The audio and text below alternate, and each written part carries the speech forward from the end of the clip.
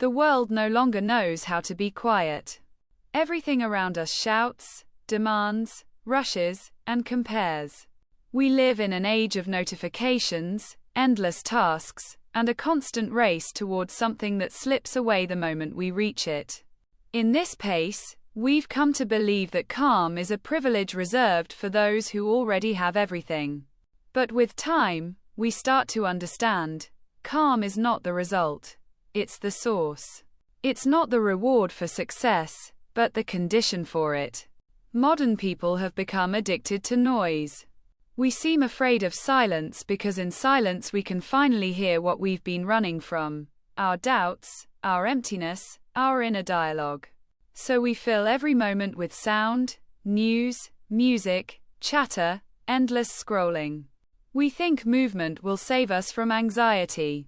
But anxiety doesn't disappear when we move faster, it only hides behind the speed.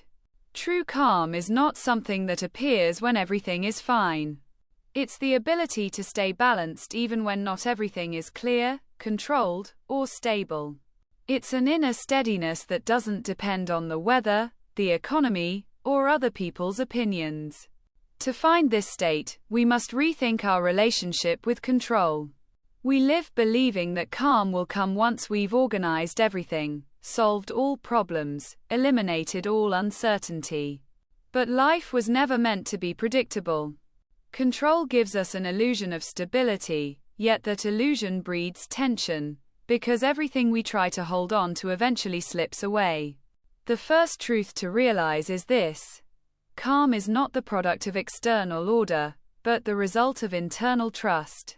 That quiet trust begins with acceptance, the acceptance that life is impermanent, that emotions rise and fade, that people change, that the future doesn't owe us obedience. As long as we resist this truth, we live in tension. The moment we accept it, space opens inside us, and in that space, it becomes easier to breathe.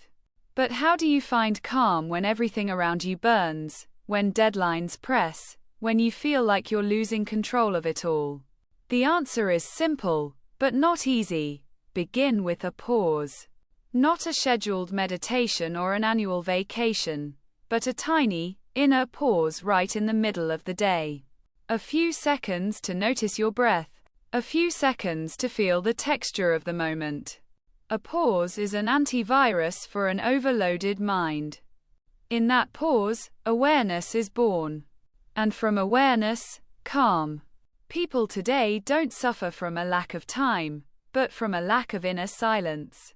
We talk about productivity, efficiency, achievements, yet we forget that without calm, the mind loses its clarity. You can't be creative when you're constantly tense. You can't be kind when your inner world is shaking from exhaustion. One of the most powerful ways to return to your center is the practice of presence. It's the skill of being in the moment without needing to evaluate it. Just to exist. Just to watch. Listen, feel. Presence is not a romantic idea. It's a muscle you can train. When you eat, eat. When you walk, walk. When you speak, listen not only to the other person but also to yourself. To your thoughts, your reactions, your breath. Slowly, the world stops feeling chaotic, because you begin to sense it not as a battlefield, but as a space where everything has its rhythm.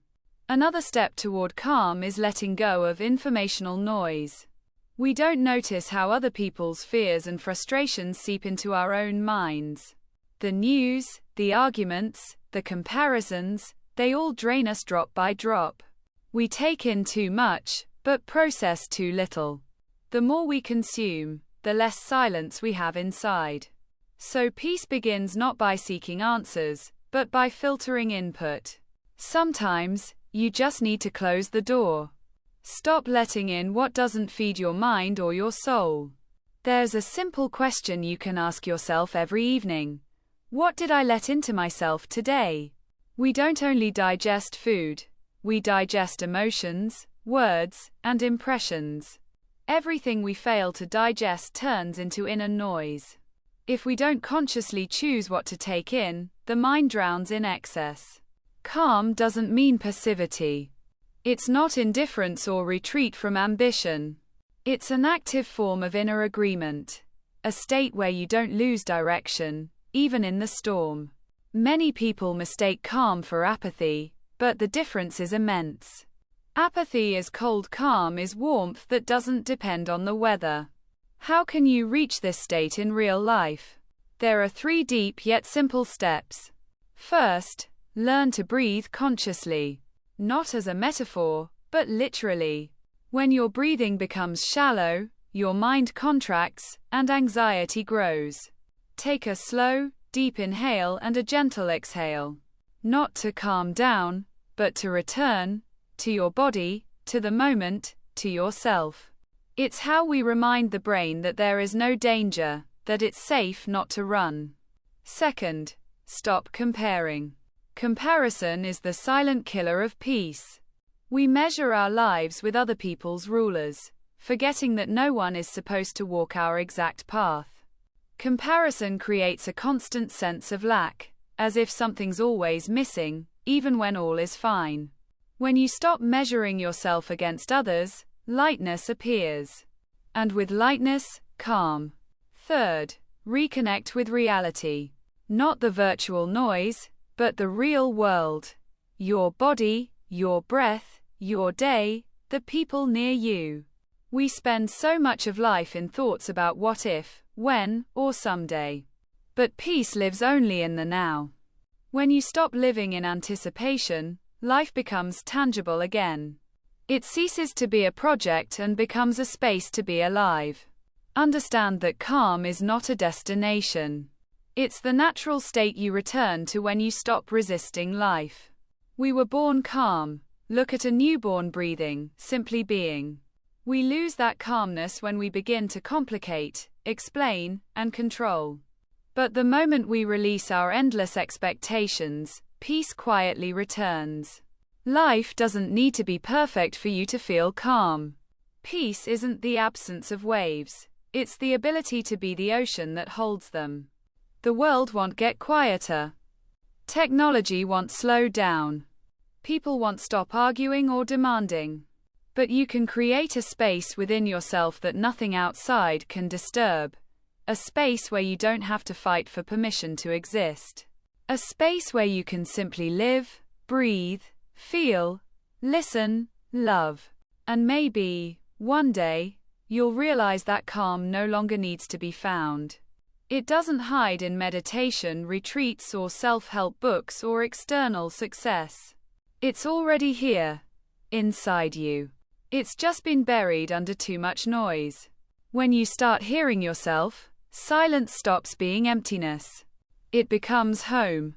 And from that home, you can go out into the world without losing your center, without losing your stillness. Even in a world that never stops, you can move, but without rushing. Flow, but with awareness. Live, but with peace inside. That's the real luxury, not something you can buy, but something you can never lose. Calmness isn't rare. We've simply forgotten how to listen to it.